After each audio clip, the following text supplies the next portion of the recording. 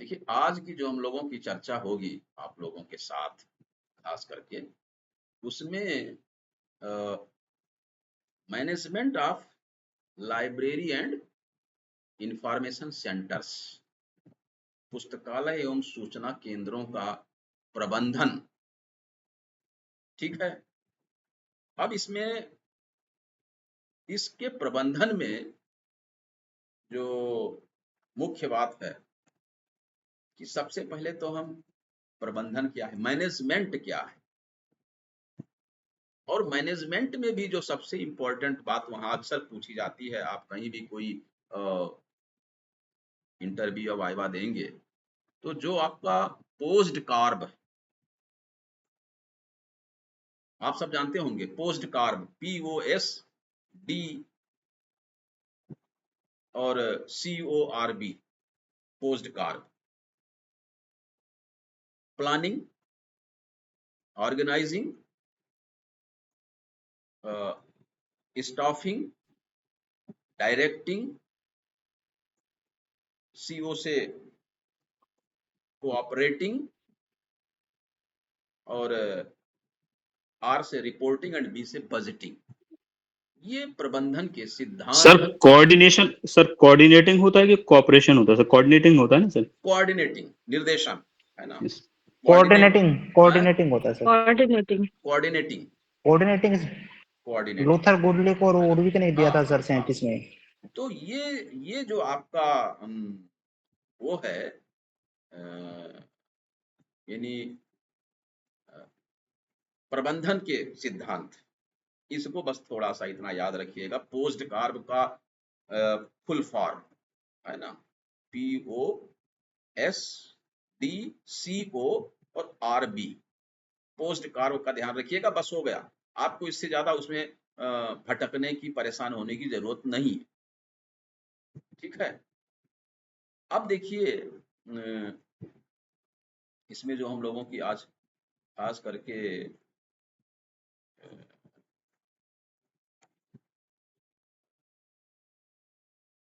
प्रबंधन के जो सिद्धांत हैं, मतलब ये कि जो मैनेजमेंट है ना, फिर इसके बाद आता है साइंटिफिक मैनेजमेंट। अच्छा, क्या कह रहे हैं आप? अच्छा, जो इंटरव्यू में बोल सकें उसकी बात करें हम लोग, है ना। मैनेजमेंट क्या है, यही ना। सर ये बोल रहे हैं कि पुस्तकालय के संदर्भ में जो मैनेजमेंट का क्या महत्व है एक लाइब्रेरी में, उसको एक सरल भाषा में कैसे बोलेंगे अगर पूछ लिया उन्होंने हमसे? मतलब मैनेजमेंट की परिभाषा पुस्तकालय के संदर्भ में।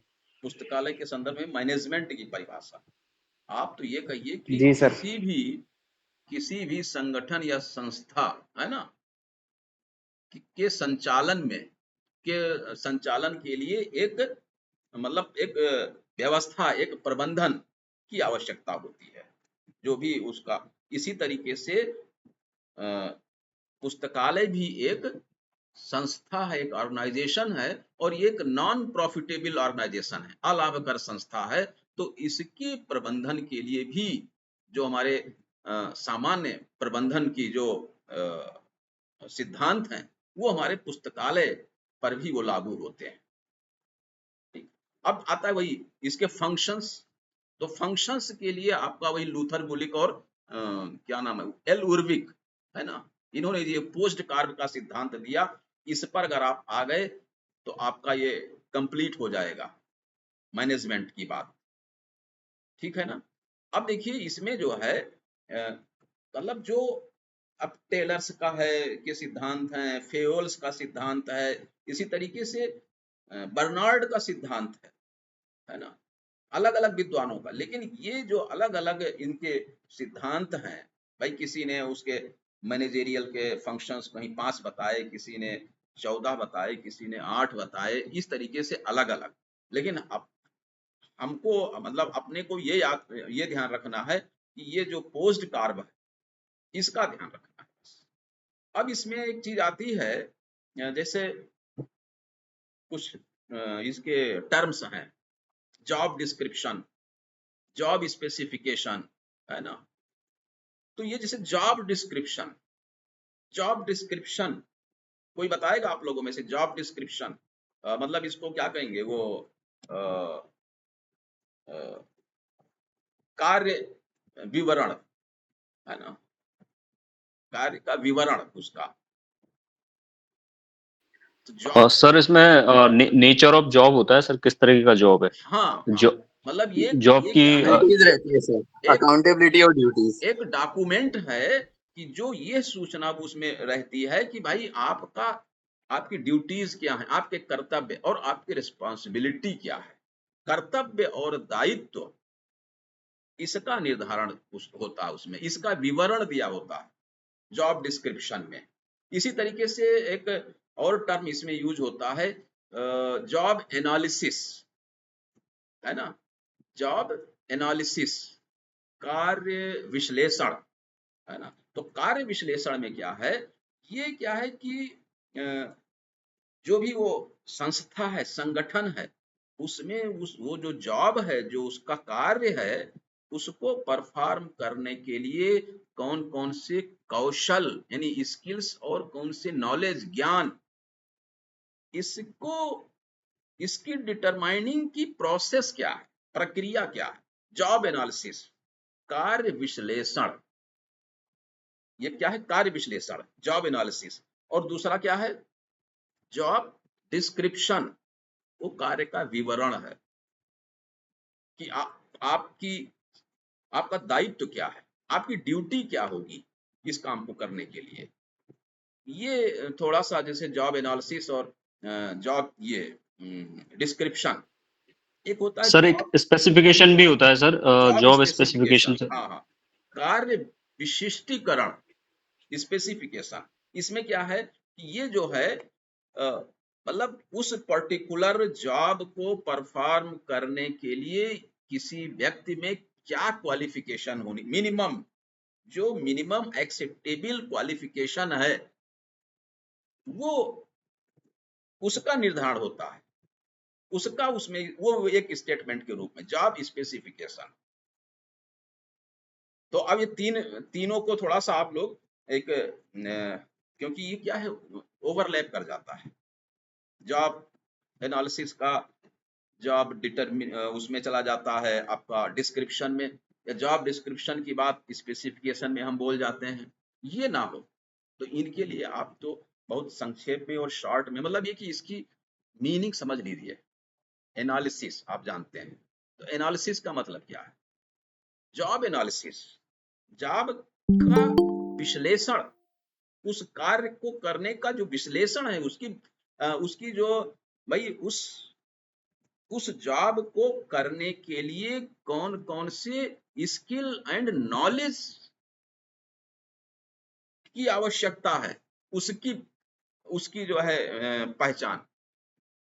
डिस्क्रिप्शन क्या है कि उस जॉब को करने के लिए, करने में आपकी, जो जॉब करने वाला है, उसकी ड्यूटीज क्या, उसके कर्तव्य क्या होंगे, उसकी रिस्पॉन्सिबिलिटी क्या होगी, उसका टास्क क्या होगा, ये जॉब डिस्क्रिप्शन। ठीक है ना। अब बात आती है जॉब डिस्क्रिप्शन, जॉब एनालिसिस, और ये लास्ट वाला क्या था? स्पेसिफिकेशन जॉब स्पेसिफिकेशन, है ना, कार्य विश्लेषण, विशिष्टीकरण, इस मतलब स्पेशलिस्ट, उसका जो स्पेशलाइजेशन है, उसकी बात कर रहा है वो स्पेसिफिकेशन। स्पेसिफिकेशन के अंतर्गत ये है कि ये मिनिमम क्वालिफिकेशन उसके अंतर्गत क्या होनी चाहिए। अगर कोई लाइब्रेरियन की पोस्ट के लिए है तो उसका क्वालिफिकेशन क्या हो, भाई वो बीलिब हो कि एमलिब हो या अन्य और कुछ प्रोग्राम्स उसको वो होने चाहिए, ये चीज है। तो वो जॉब स्पेसिफिकेशन हो गया। अब देखिए, जब हम लोग मैनेजमेंट की बात करते हैं तो थोड़ा सा टोटल क्वालिटी मैनेजमेंट, ये भी मैनेजमेंट में बहुत, है ना, संपूर्ण गुणवत्ता प्रबंधन, ये भी बहुत इंपॉर्टेंट है।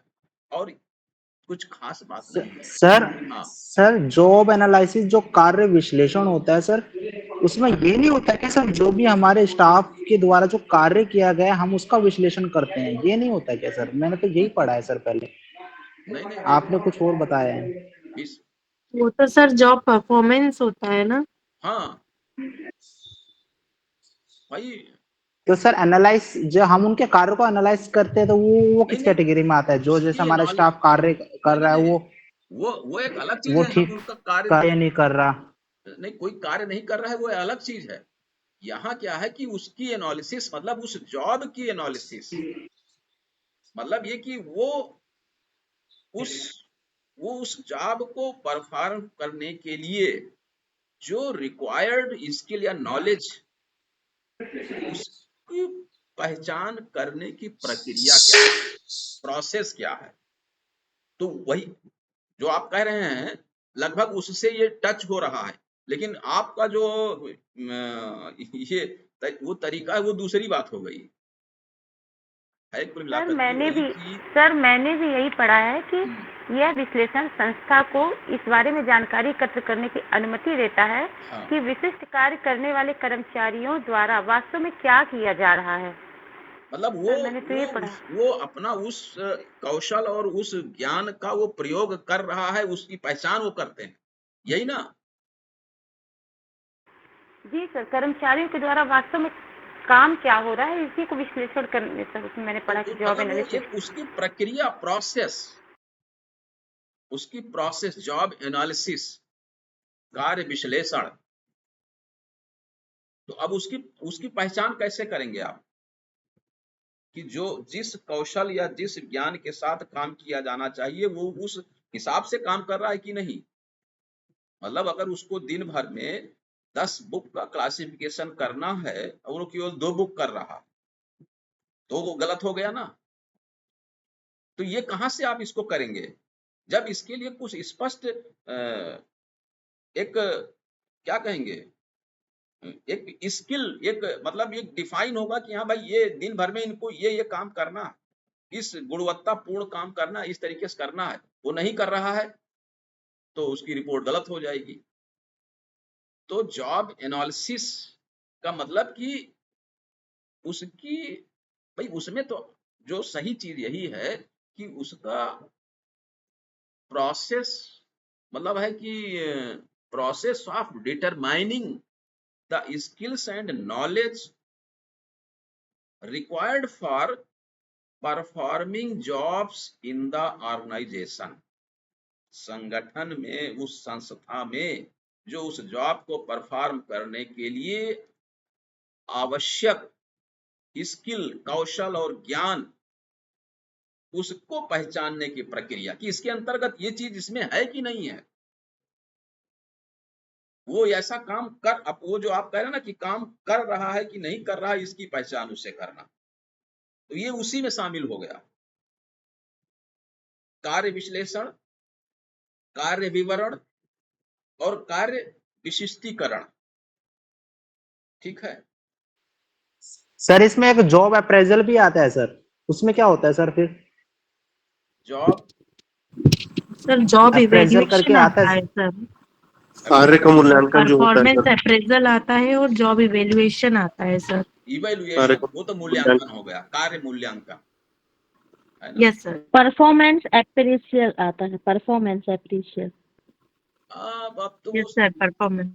परफॉर्मेंस भी आता है कि कौन कितना परफॉर्म कर पा रहा है, नहीं कर पा रहा है ना। अच्छा कई चीजें उसमें हैं, जॉब जैसे इनरिचमेंट है ना, जॉब इनलार्जमेंट।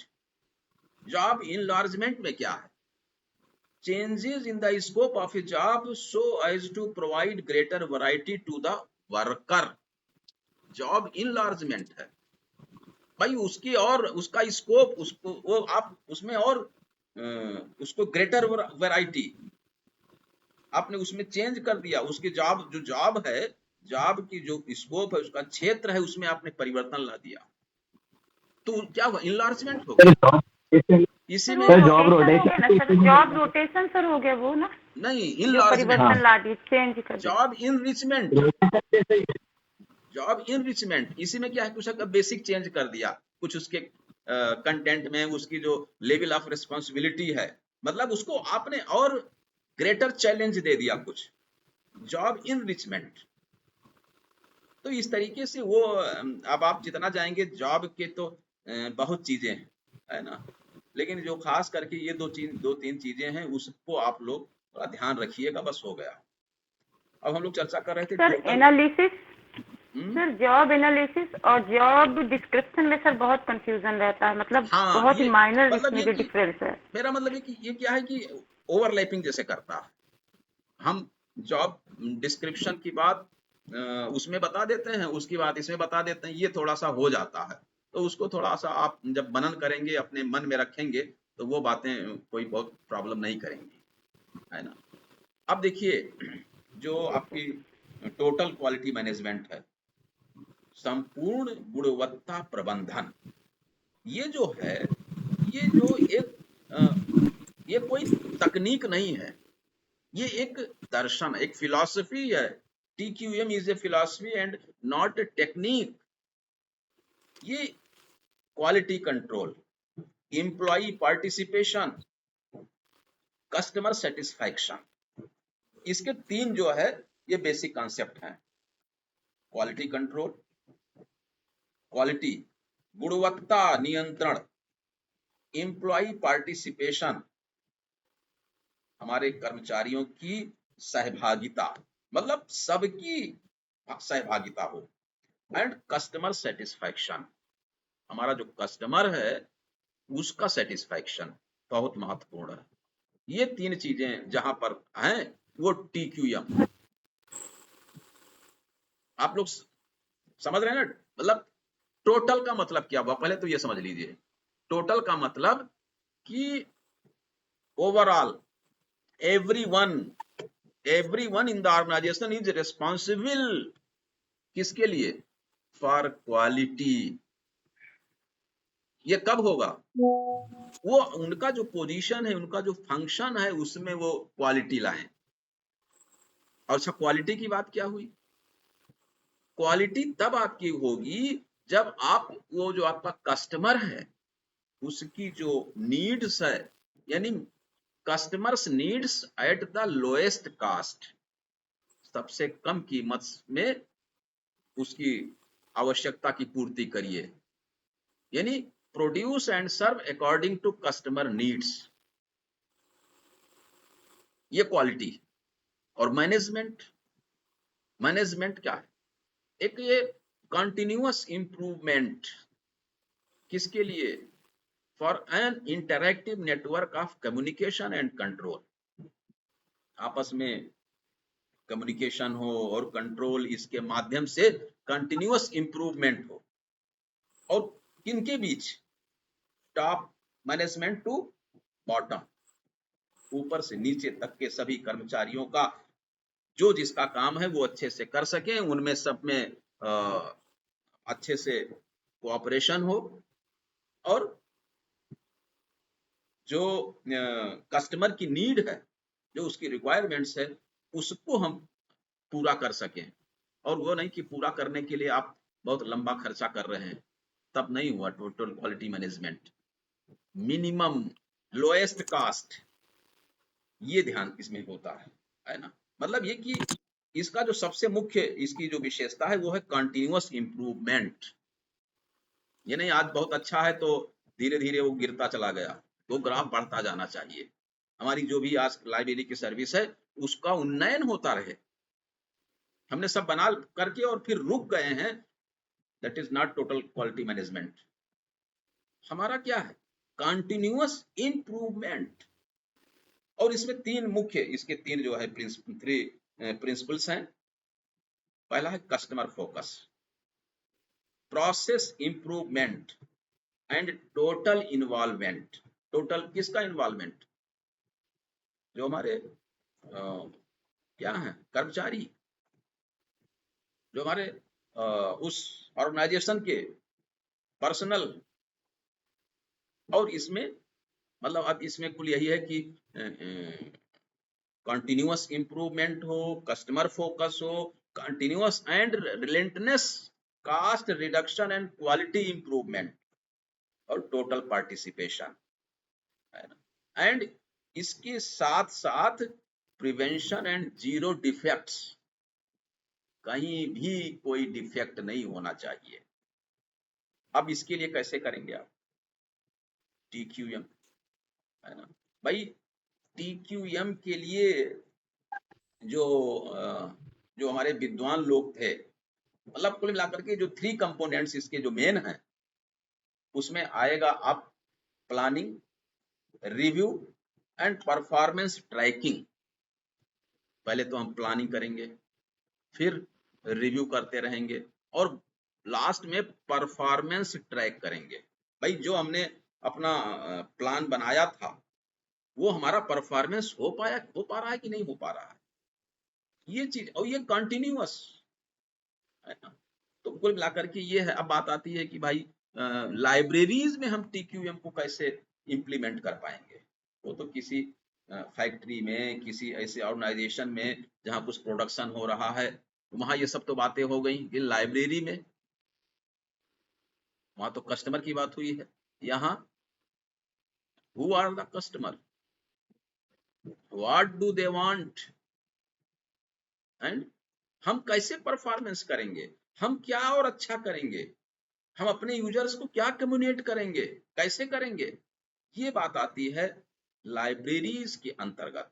तब अब इसमें क्या करेंगे भाई? लाइब्रेरी में होता क्या है? पहली बात तो हम लोगों को ये बहुत ध्यान से समझना चाहिए कि किसी भी जो हमारी लाइब्रेरी है, जो हमारा एक प्रकार से लाइब्रेरी का जो ऑर्गेनाइजेशन है, जो ये संस्था है, इसके अंतर्गत क्या क्या चीजें आती हैं? आप लोगों में से कोई बताएगा कुछ बातें? सर इंफॉर्मेशन भी प्रोडक्ट ही है सर। हाँ, और कोई इस पर बताएगा क्या क्या चीज हो सकती है? मतलब हम लाइब्रेरीज के अंतर्गत TQM का इम्प्लीमेंटेशन कैसे करेंगे? इसके लिए सबसे पहले हमको क्या देखना होगा कि लाइब्रेरीज में हम सामान्यतया क्वालिटी, किसकी क्वालिटी भाई? सर सर्विस की क्वालिटी। हाँ, सर्विस की क्वालिटी। और सर यूजर के सर डिमांड देखनी पड़ेगी सर, यूजर की नीड देखना पड़ेगी। कलेक्शन, आप पहले बोलिए ना, collection, service, skill and behaviour of staff. वो अगर क्वालिटी वाला नहीं रहेगा अपना, क्योंकि यहाँ क्या है, ये जो हमारे स्टाफ का बिहेवियर है यूजर्स के प्रति, वो बहुत महत्वपूर्ण है।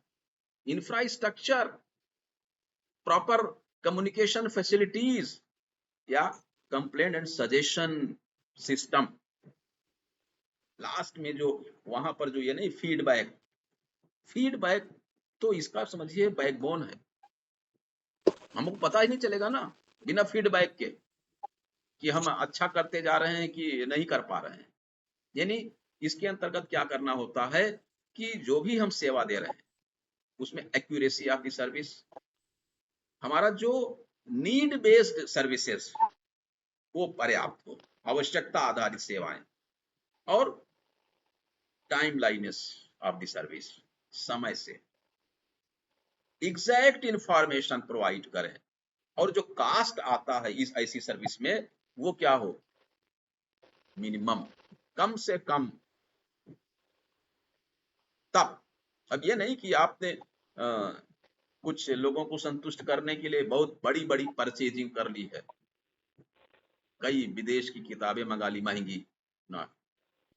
आप ये देखिए, आप मैक्सिमम लोगों को आपको संतुष्ट करना है ना, उसके हिसाब से कम खर्चे में अधिक से अधिक लोगों की जो उनकी इंफॉर्मेशन नीड्स है उसको आप पूरा करिए। ये यानी अब कुल मिलाकर के ये है कि हम TQM लाइब्रेरीज में भी इंप्लीमेंट कर सकते हैं इन चीजों को ध्यान रखते हुए। हमारा कलेक्शन, हमारी सर्विसेज, हमारा परफॉर्मेंस, हमारी जो ओवरऑल हमारे जो स्टाफ का बिहेवियर, हमारा इंफ्रास्ट्रक्चर, ये सब चीजें। तो कुल मिलाकर के ये है कि हमारा अगर प्रॉपर इंफ्रास्ट्रक्चर है, हम यूजर एजुकेशन, जो भी चर्चा हुई थी ना इसके पहले वाले क्लास में, यूजर एजुकेशन, उपयोगिता शिक्षा, ये भी तो जरूरी है। अगर हम TQM लाइब्रेरी में इम्प्लीमेंट करना चाहते हैं तो उसके लिए भी ये एक आवश्यक विषय वस्तु है। User education, training of the staff, user studies. User studies मतलब क्या है कि हम उसको रेगुलर या पीरियोडिक बेस पर उसका अध्ययन करें, मतलब फीडबैक। तो अब बात आती है कि भाई समस्या क्या क्या आ सकती है। अब आप यहाँ बोर मत होइए TQM को लेकर के। कुल मिलाकर के सामान्य रूप से ये समझ लीजिए, टोटल क्वालिटी मैनेजमेंट का मतलब कि टोटल सबका पार्टिसिपेशन। क्वालिटी क्या, कौन सी क्वालिटी? जो प्रोडक्ट है आपका, तो जो सर्विसेज हैं, ये जो कलेक्शन है उसकी क्वालिटी, और उसका फिर मैनेजमेंट कैसे, मतलब कि हम जिसको जो चाहिए उसको हम अपने यूजर को संतुष्ट कर सकें, उनका सेटिस्फैक्शन। और ये पता कैसे चलेगा? ये पता भी करना है ना, तभी तो कंटिन्यूअस इंप्रूवमेंट, इसकी जो मुख्य बात है कंटिन्यूअस इंप्रूवमेंट। आज हमारे पास 10 सिस्टम हैं, 20 लोग आते हैं एक साथ, तो प्रॉब्लम आती है, सबको हम तुरंत अपनी ई लाइब्रेरी में जगह नहीं दे पा रहे। मान लीजिए हम उसको इंप्रूव करते जाए ना, नेक्स्ट ईयर हमने सबको समय पूरा, मतलब सब चीज अब उनकी फैसिलिटी दे दी, अब उनका फीडबैक लिया, उस पॉइंट पर वो एकदम संतुष्ट हो गए हैं। अब इसके बाद और क्या क्या अगले नेक्स्ट ईयर क्या करना है, फिर अगले महीने में क्या अच्छा कर लेना है, ये। और सबका, अब ये भी नहीं कि आधे लोगों से काम ले रहे हैं आधे लोगों से नहीं, क्योंकि जो आपका ये कहेंगे ना क्वालिटी, जो आपका प्रोडक्ट है क्वालिटेटिव, वो तब हो पाएगा, या कहेंगे मिनिमल कॉस्ट, कम से कम मूल्य में, तब होगा जब सबका पार्टिसिपेशन होगा, नहीं तो उतना सही नहीं हो पाएगा। तो कुल मिलाकर के मैनेजमेंट में अगर आपका तो बहुत वो नहीं, वही पोस्ट कार्ड, और इधर दूसरी बात आपका TQM, जो ज्यादातर पूछ लिए जाते हैं, है ना। अब इसके बाद हम लोग आ जाते हैं कि किसी भी लाइब्रेरीज में कौन कौन से सेक्शंस होते हैं, ये आप सब जानते हैं। हम एक सरसरी निगाह से यहाँ पर उसको थोड़ा सा एक चिंतन मनन कर लेते हैं। अब उसका एक क्रम आप अपने दिमाग में रख लीजिए। शुरुआत कहाँ से करेंगे? पहले लाइब्रेरी में क्या करेंगे? पुस्तक आएगी ना, परचेजिंग होगी, कलेक्शन डेवलपमेंट, तो इसके लिए सबसे पहला सेक्शन आप कह सकते हैं एक्यूजिशन। क्लियर है ना? अब एक्यूजिशन सेक्शन में क्या क्या काम है आप सब जानते हैं। मोटी मोटी बात यह है कि जब वहां पर अगर ये पूछ लिया जाए कि भाई आप लाइब्रेरियन बन जाएंगे तो क्या क्या क्या काम रहता है लाइब्रेरी में? कुछ कई सेक्शंस भी होते हैं क्या? जी सर। अर्जन विभाग, एक्विजिशन सेक्शन, तो वो पूछ लेंगे अर्जन विभाग ये क्या करते हैं, यहाँ क्या काम होता है? तब आप कहेंगे कि हाँ सर, यहाँ हम पुस्तकों की खरीदारी या मतलब कोई भी चीज का अर्जन करते हैं, एक्वायर करते हैं। अब कैसे करते हैं वो सब प्रक्रिया आप सब जानते हैं। थोड़ी सी यहाँ पर एक चर्चा हो जाए कि जैसे क्या होगा, हम पहले तो लिस्ट तैयार करेंगे कौन कौन सी हमको बुक्स मंगानी है। अब उसमें कुल कई सिद्धांत है, वो आगे हम लोग पढ़ेंगे। अच्छा चलिए, वो हो गई, हमारे वेंडर निश्चित हो गए, हमने ऑर्डर कर दिया, बुक आ गई। आने के बाद लाइब्रेरी का काम है कि उसका फिजिकल वेरिफिकेशन करता है, पुस्तकों का फिजिकल वेरिफिकेशन कि जो हमने ऑर्डर दिया है वही बुक है, ये उसी एडिशन की है, पेजेस कटे फटे तो नहीं है, कहीं बीच में मिस प्रिंट मतलब मिसिंग है कोई पेज, ये सब तो नहीं है। मतलब एक ओवरऑल आपने देख लिया, और जो इसमें मूल्य जो लिखा है उसके बिल में भी वही मूल्य प्रिंट है कि नहीं, ये मोटी मोटी बातों का, इसको कहते हैं फिजिकल वेरिफिकेशन, भौतिक सत्यापन आपने कर लिया। अब क्या करेंगे, उसकी एक्सेशनिंग होती है। तो एक्सेशन रजिस्टर आप सब जानते हैं कि 14 से 16 कॉलम होते हैं उसमें, और उसकी एंट्री करते हैं। एक्सेशन रजिस्टर आप लोगों ने जैसे एक्सेशन नंबर, ऑथर का नाम, टाइटल, और इसके बाद आपका मतलब एडिशन, वॉल्यूम, और place of publication, name of publisher, year of publication, और इसके बाद उसका पेज, उसका मूल्य, है ना, बिल का नंबर, ये इत्यादि चीजें वहां पर एक एक करके ये करते हैं। फिर इसके बाद बुक्स में सील लगेगी, एक्सेशन की, एक्सेशनिंग की सील लग जाएगी। अब सील लगने में सामान्यतया 3 जगह सील लगती है, आप सब जानते हैं, फर्स्ट एंड लास्ट। लास्ट में जैसे जहां प्रिंट खत्म होता है वहां पर, उसी पेज में, ऐसा नहीं कि जो लास्ट का वैसा कोई पेज है उसमें, प्रिंट जहां समाप्त होता है वहां पर सील लगता है। और एक बीच में हर लाइब्रेरी की अपनी एक पॉलिसी है कि वो किस नंबर पर लगाते हैं सील, कहीं 11 नंबर पे, कहीं 21 नंबर पेज है, कहीं पर 51 पेज को रख दिया गया है। मतलब वो एक कॉन्फिडेंशियल पेज निर्धारित है, वो इसलिए निर्धारित है, उसका रीजन भी है कि मान लीजिए शुरुआत का पेज फट गया 2-3 पेज, और वो या लास्ट वाला पेज 2-3 पेज फट गए, तो जो सील लगी थी वो तो गायब हो गया, पता नहीं चलेगा एक बुक कौन सी है, एक्सेशन नंबर क्या है, ये क्या है, तो पता नहीं चलेगा। तो जब वहां पर वो सील लगी रहेगी पेज नंबर 11 या 21 पर या 51 पर, तो वहां पर एक्सेशन नंबर लिखा भी रहता है, देख लेंगे आप। तो ये इतना काम आपका होता है एक्विजिशन सेक्शन में। एक्विजिशन के बाद वो बुक ट्रांसफर कर दी जाती है टेक्निकल सेक्शन में, तकनीकी अनुभाग।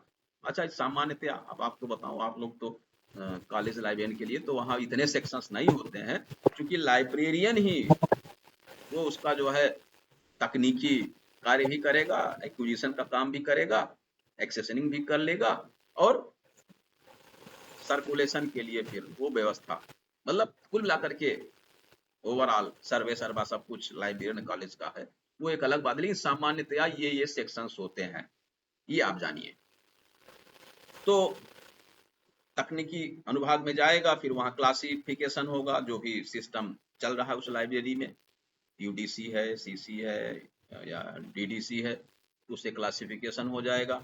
उसमें फिर कुछ और काम होते हैं, मान लीजिए कि सिस्टम है, बुक कार्ड बन रहा है, उसमें जो है इनवेलप लगाया जा रहा है, उसकी जो है ना स्पाइन लेवल वो पेस्ट चिपकाया जा रहा है, और कैटलॉगिंग।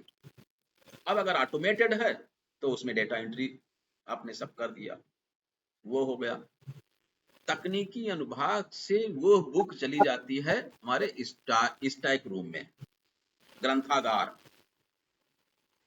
है ना, ग्रंथागार या स्टैक रूम, जो भी जहां नाम प्रचलन में होगा, है ना, तो स्टैक में चली जाती है, और फिर वहां अरेंज की जाती है वही क्लास नंबर वाइज। अब वहां अरेंजमेंट में आप सब जानते हैं अपूपा विधि, आपको मालूम है ना, रंगनाथन जी का APUP। यस सर, पता है बस हो गया। तो अपूपा विधि, जो लोग मान लीजिए भूल गए हो, थोड़ा सा उसको समझ लें। रंगनाथन का ये कहना था कि वो APU और PA, है ना, अम्ब्रल, पेनम्ब्रल और एम्ब्रल, वो मतलब कि सबसे जो महत्वपूर्ण चीज है वो सामने हो, उसके बाद इस किनारे और कम महत्वपूर्ण, और उधर बाद में और कम इम्पोर्टेंट चीजें, इसी तरीके से इधर वो उन्होंने अपना एक सिद्धांत दिया है, उसको हम लोग अपूपा विधि कहते हैं। तो वो उसको अब जानिए। अब यहाँ पर लाइब्रेरीज में मतलब अब आपका शेल्विंग कर दी, शेल्फ अरेंजमेंट कर दिया, उसका व्यवस्थापन कर दिया, मतलब ऑर्गेनाइज कर दिया। उसको आपने व्यवस्थित कर दिया। अब इसके बाद सेक्शन आता है आपका सर्कुलेशन, आदान प्रदान, है ना, और वहां पर फिर प्रदान और आदान होता है, मतलब इशू एंड रिटर्न। तो अब अगर पुरानी पुरानी चीजें हैं तो उसकी चीजें कहिए तो हम लोग बाद में चर्चा कर लेंगे कि इशू रिटर्न की कौन कौन सी पद्धति है ना, रजिस्टर है और आपका वो क्या कहेंगे त्रिपत्रक विधि है ना, वो चीजें आप लोग वैसे पढ़े होंगे। हमको लगता है कि इसके अंदर इतना कोई पूछेगा, है ना। इशू रिटर्न की बात आएगी तो आजकल सब जानते हैं कि अब जो है पूरे मध्य प्रदेश के गवर्नमेंट कॉलेजेस में ई ग्रंथालय पूर्ण रूप से काम कर रहा है, उसके माध्यम से ही इशू रिटर्न का काम होगा, तो वो आप जानते हैं। इशू रिटर्न का आपको याद करिए ई ग्रंथालय में ये कितना इजी इशू रिटर्न, बिना बार कोड के भी आप बहुत आसानी से उसका इशू रिटर्न की प्रक्रिया कर सकते हैं ई ग्रंथालय सॉफ्टवेयर के माध्यम से। ठीक है, अब ये हो गया आपका सर्कुलेशन सेक्शन। इसके बाद के और कई सेक्शंस होते हैं, जैसे reference section, periodical section, thesis and dissertation section, reading hall, reading area, है ना, रीडिंग सेक्शन, इस तरीके से। और ई ग्रंथालय या ग्रंथालय क्या उसको कहते हैं, ई लाइब्रेरी, जहां पर कि एक रूम में आपने पूरा 10, 20, 30 कंप्यूटर के 50 कंप्यूटर के जैसा इंस्टीट्यूशन है उस तरीके से वहां उसकी व्यवस्था होती है, नेटवर्किंग होती है, प्रॉपर इंटरनेट की व्यवस्था होती है, ऑनलाइन कोई भी कुछ भी सर्च कर सकता है, डाउनलोड कर सकता है, पढ़ सकता है, ये सारी व्यवस्था वहां पर ई लाइब्रेरीज में होती है। तो ये जो कुछ सामान्य जो ये हैं आपके सेक्शंस हैं, है ना, कि कौन कौन से सेक्शन होते हैं, तो आप कितनी बातें, इतना कोई वहां बोलने को नहीं देगा, लेकिन ये कि अगर पूछा जाए तो आप इतना बता सकें भाई अर्जन क्या करता है, सर्कुलेशन क्या करता है, टेक्निकल सेक्शन क्या करता है, और आपका जो है रेफरेंस सेक्शन या पीरियोडिकल सेक्शन, इन सब की जो है चीजों को आप वहां बता सकें। तो ठीक है, कल हम लोग इससे थोड़ा और आगे बढ़ेंगे, या कल का क्या आप लोगों का है, आप लोगों का जो भी हो मूड की कल क्लास चले कि ना चले, आप लोग जैसा कहें, हमें कोई दिक्कत नहीं है। सर कल क्लास लीजिए 9 और 10 को मत लीजिए। अच्छा सर कल घर निकलना इसलिए बोल रहा हूँ कल पे, क्योंकि कुछ लोग तो होंगे जो